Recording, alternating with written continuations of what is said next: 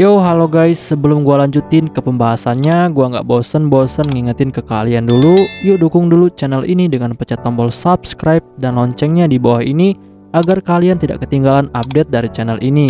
Dan juga like dan share ke kawan-kawan kalian, biar di channel ini semakin dikenal banyak orang.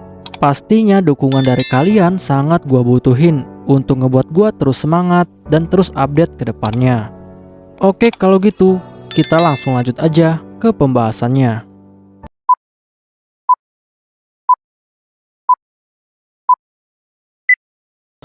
Yo, halo guys, di video gua kali ini gua bakal ngebahas light novel Isekai wa Smartphone Totomoni volume ke-7 chapter pertama.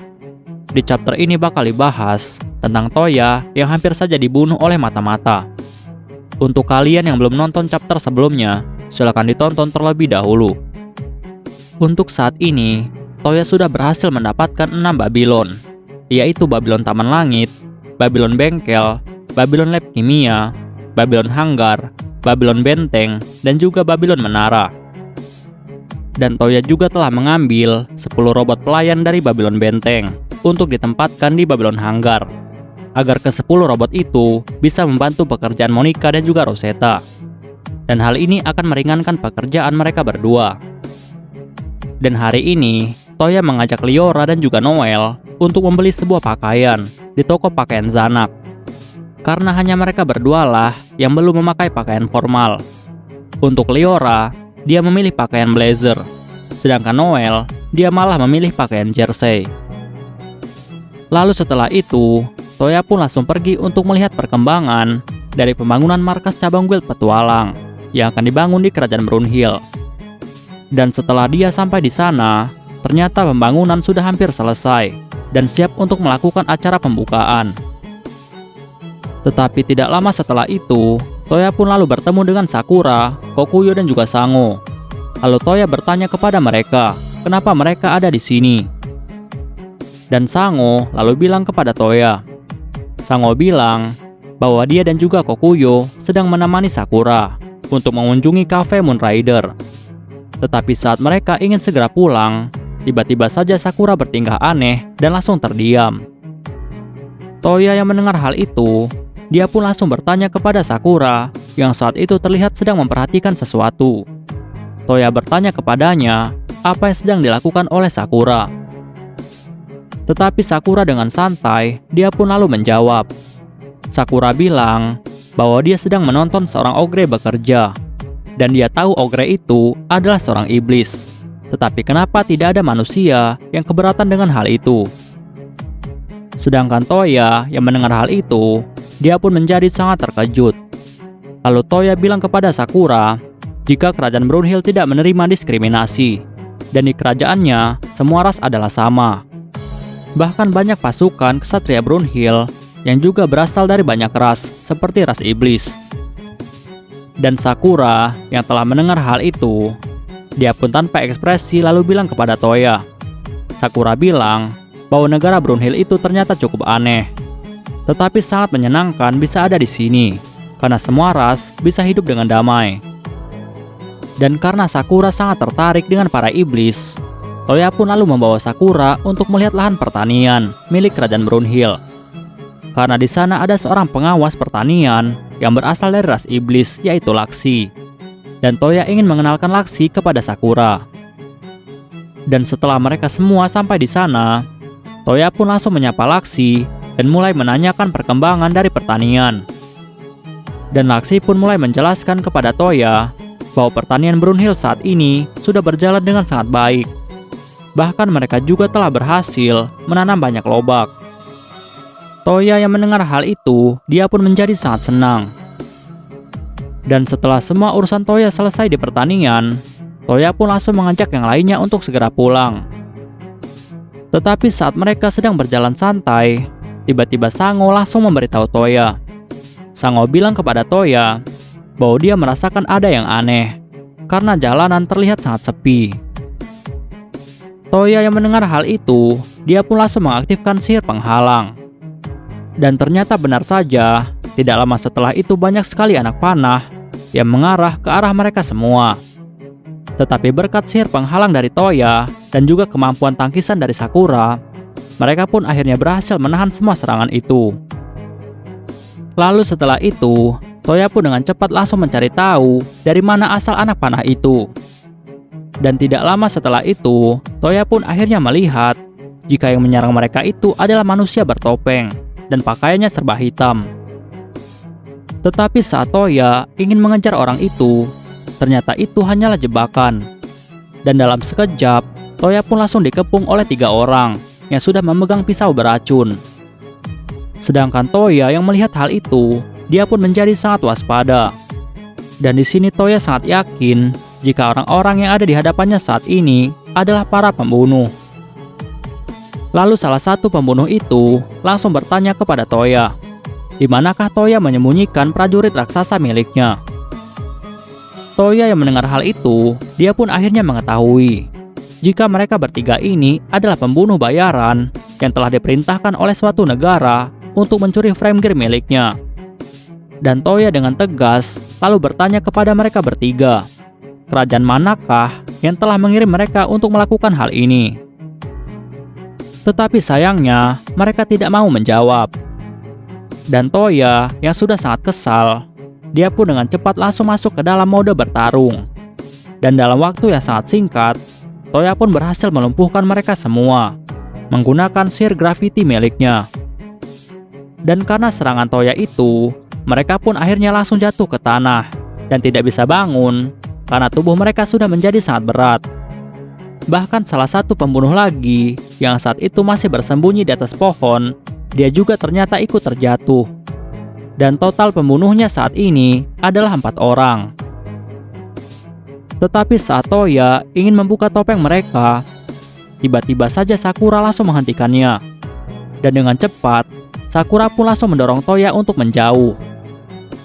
Dan ternyata tidak lama setelah itu, 3 pembunuh itu pun langsung meledak dan membuat tubuh mereka hancur dan mati seketika. Sedangkan Toya yang melihat hal itu, dia pun menjadi sangat terkejut karena dia tidak menyangka jika para pembunuh akan melakukan bom bunuh diri untuk menjaga kerahasiaan mereka. Lalu Sakura memberitahu Toya. Sakura bilang bahwa dia sebelumnya sering sekali melihat pembunuh bayaran, dan mereka ini akan menggunakan sihir bunuh diri apabila mereka tertangkap, dan mereka akan mengaktifkan sihir bunuh diri dengan cara menggigit lidah mereka, dan secara otomatis maka mereka akan meledak. Tetapi saat Toya melihat satu pembunuh lagi, ternyata orang itu berhasil melarikan diri. Sedangkan Toya yang melihat semua keadaan ini, dia pun menjadi sangat kesal. Bahkan Toya berjanji jika dia akan melakukan serangan balasan dan tidak akan membiarkan hal ini terjadi untuk kedua kalinya. Dan karena kejadian kali ini, kerajaan Brunhild akhirnya langsung membuat pertemuan penting dengan para petingginya. Dan alasan kenapa pertemuan ini bisa dilakukan adalah karena Toya telah diserang. Dan walaupun Brunhild adalah negara yang kecil, tetapi Toya tetaplah seorang raja. Dan percobaan pembunuhan terhadap raja adalah masalah serius untuk sebuah kerajaan, sehingga pertemuan penting harus diadakan. Dan yang hadir di dalam pertemuan ini adalah orang-orang penting di dalam pemerintahan kerajaan Brunhild. Mereka ini adalah Baba, Yamagata, Naito, Perdana Menteri Kosaka, Panglima Militer dan wakilnya, dan juga ketua pasukan mata-mata, yaitu Tsubaki. Lalu setelah itu, Nicola pun melaporkan hasil penyelidikannya kepada Toya. Nicola bilang bahwa dia dan pasukannya tidak berhasil menemukan jejak dari para penyerang itu. Bahkan identitas mereka saat ini tidak bisa mereka ketahui. Lalu Baba bertanya kepada Toya, apa tujuan dari para penyerang itu? Dan kenapa mereka dengan berani menyerang seorang raja seperti Toya? Lalu Toya bilang kepada mereka semua. Toya bilang bahwa para penyerang itu ingin mencuri senjata frame gear miliknya. Semua orang yang mendengar hal itu, mereka pun menjadi sangat terkejut.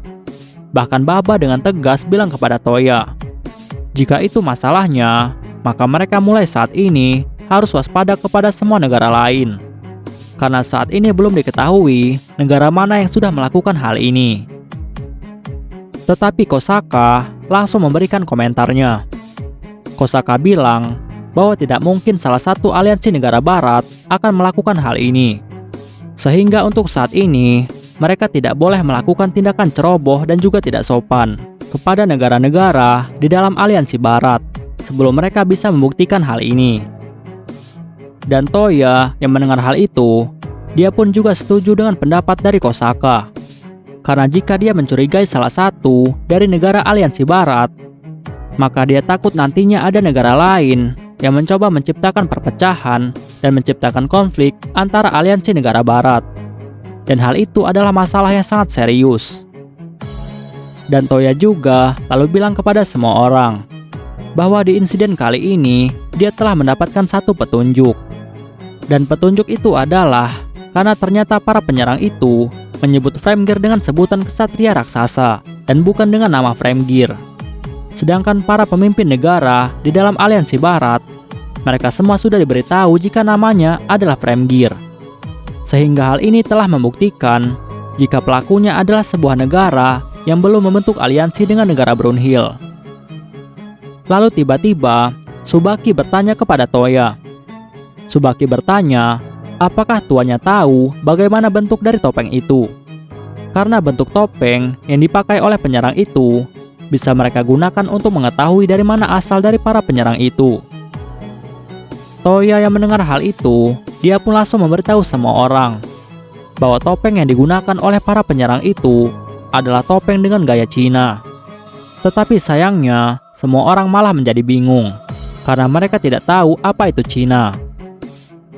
Dan setelah itu, Toya pun dengan cepat langsung menggambarkan bentuk topeng itu ke dalam sebuah kertas dengan sihirnya.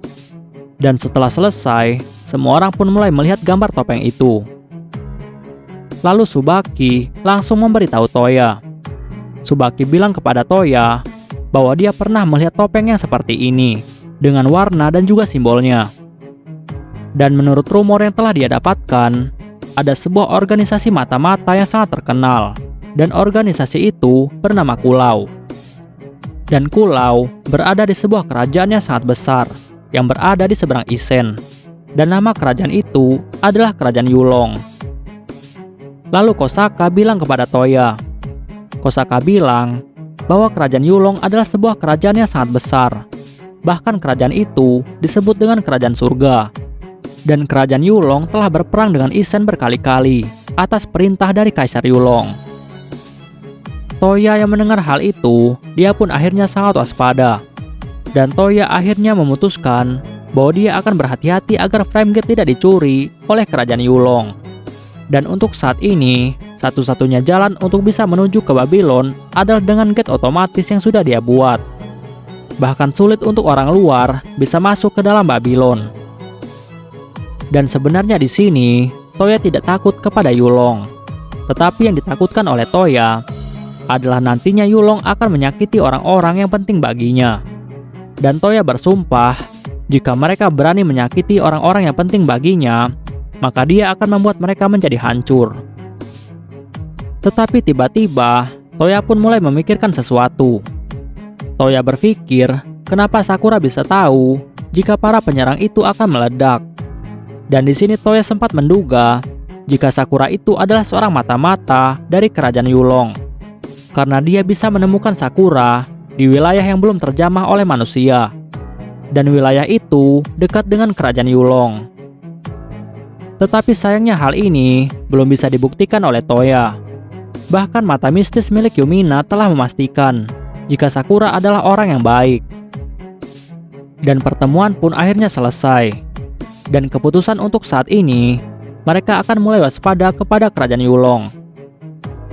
Oke guys, pembahasan kita di chapter kali ini selesai sampai di sini dulu. Dan kita bakal lanjut lagi di chapter selanjutnya. Gua nggak bosan-bosan ingetin ke kalian untuk dukung channel ini dengan pencet tombol subscribe, like, share ke kawan-kawan kalian biar channel ini semakin dikenal banyak orang. Dan untuk kalian yang ingin mendukung channel ini dengan berdonasi, silahkan cek link donasinya yang ada di deskripsi. Oke guys, see you next time. Bye bye.